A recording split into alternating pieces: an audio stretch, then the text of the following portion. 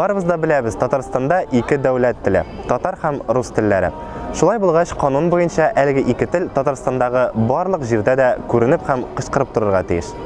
Бүген без Казан үзәгендә һәм биредәге биналарның элмә такталарына һәм исемнәренә игътибар итәчәкбез.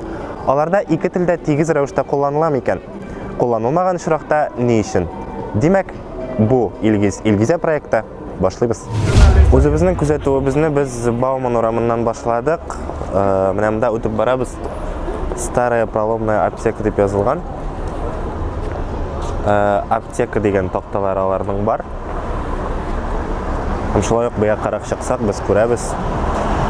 Мотор итеп татарча дарухана дип тә язып куйганнар. Молодцы! Хәмидәгез кызык өчен шулай эшлик әле. Бауман бит инде ул Казанның үзәк урамы, һәм шушы үзәк урамда ничә татарча язылган исем табырбыз микән без?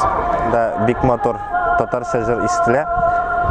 Ул инде безнең Куян яңгырый дисәгез, менә шушы татарча фастфуд тәкъдим итүче Түбәтәй кафесы янында җырлап тора. Ләкин күрәбез, Түбәтәй дигән исем әлбәттә татарча язылган, ләкин аның янында татарская кухня һәм National Food дип кенә язылган. Татар ашлары дигән язу шулай ук юк. Бик кызык килеп чыга. Татарча ризыклар тәкъдим итүче шундый милли юнәлештә эшләүче әлеге кафеның нинди кафе икәне язылмаган. Надпись язу бар бит инде, ул бер рәттә генә язылырга мөмкин. Мәсәлән, ике рәт язу булмый. Шуңа күрә безнең урын җитмәгәнгә англисча һәм урысча язырга булдык. Татар милли ашларын бүтән илләге кешеләргә дә күрсәтергә дип, бәлки урын озынрак булмаса, татар телендә дә языр идек. Бүтән кеше шулай русча һәм инглизчә генә яза башласа, урын җитмәде дип сезнеңчә бу дөрес булыр идеме татар теленә карата? Түбәтәй татар телендә язылган бит. Шәһәрнең үзәк урамы булгач, әлбәттә Бауманда бик күп сувенир кибетләре бар, ләкин аларның күбесендә рус телендә яки инглиз телендә генә язылган. Мәсәлән, без күрәбез Казанские сувениры дип язылган. Һәм әйдәгез, менә шушы сувенир кибетләренең берсенә шулай кирип чыгыйк һәм сорыйк, нәрсәгә аларның татарча язылмаган микән? А на татарском не написано. С чем это связано? С чем это связано? Ни с чем. Сувениры на английском. Почему не на татарском? А кто это решает? Руководитель? Видимо. А вот вы сами как считаете, нужно писать на татарском тоже? На английском, на русском? Там окончание, разница-то окончание. Хотя и дуплар. Ну, можно же булекляр написать. Булекляр это подарок. Менә шулай, дуслар, разница в окончании сәбәбе шундый икән. Дәвам итәбез һәм менә монда күрәбез сеть ювелирных магазинов язылган Зәркән ювелир кибетләре дип.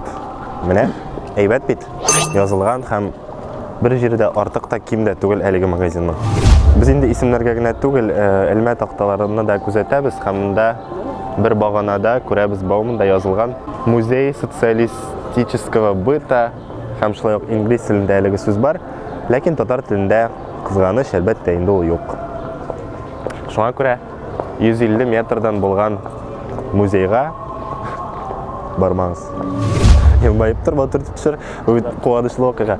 Без инде күзәтүебезне дәвам итәбез һәм менә шундый куанычлы бер күренешкә тап булдык. Казан хәдиясе дип язылган. Әйдә аның артында Казанские сувениры. Башка сувенир кибетләренә үрнәк алырга кирәк. Сувенир сүзенең тәрҗемәсе хәдия була икән димәк. Менә шундый ачышларга да тап булдык. Монысы инде безнең Баумандагы легендар чәй йорты. Дом чая күрәбез. Ике телдә дә барсы да язылган. Ашхана дип тә, кафе дип тә. Афәрин. Инде чәй йортының каршында гына безнең урнашкан Дом татарской кулинарии, татарча язылмаган, шартлатып русча язып куйганнар.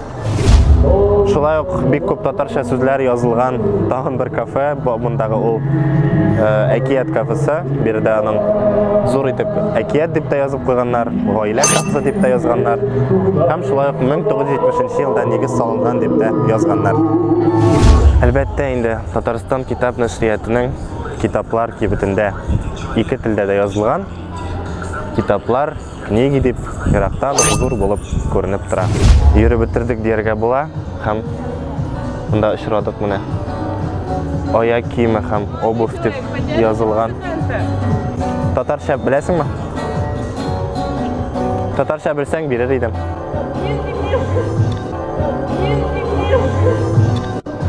Иран баштаямы? Аяк киеме һәм обувь дип язылган исемгә тап булдык. Мәсәлән, язылган сувениры, цветы, продукты дип. Продуктыны без ашамлыклар яки ризыклар дип тәрҗемә итә алабыз. Сувенирының хәдия икәнен белдек инде. Цветы, әлбәттә, ул чәчәкләр. Сез ничек тәрҗемә итәргә икәнен белмәсәгез, миңа мөрәҗәгать итегез. Элмә такталарга килгәндә, күбесендә әлбәттә эш вакыты, шулай ук ялсыз дигән сүзләр язылган. Без күргәннәрендә хата тапмадык. Ләкин рус телендә генә язылган, татар телендә язылмаганнары да шактый. Мәсәлән, тайский спа дип язылган, режим работы без выходных. Татарча бер генә сүз дә юк. Күрәсең, татарлар спага йөрми инде. Ничә километрга сузылган Бауман урамында 6 гына чын саф татарча исем язылган.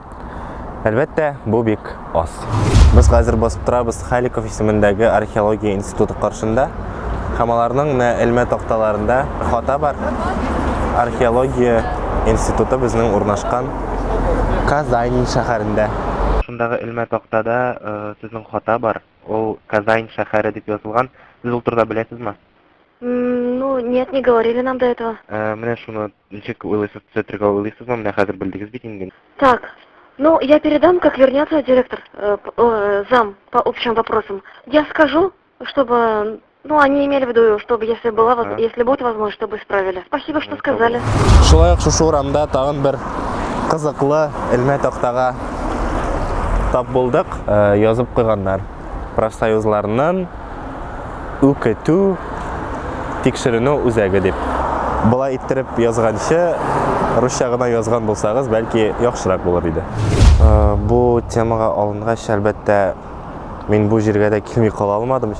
Без хәзер Казанда куелган иң яңа һәйкәлләрнең берсе янында, бу инде безнең күренекле татар галиме Шиһабетдин Мәрҗәнигә урнаштырылган һәйкәл.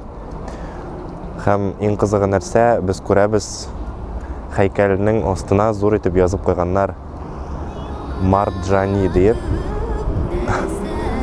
Шиһабетдин Мәрҗәни үзен Марджани дип язганнарын күрсә, нәрсә дип әйтер иде икән?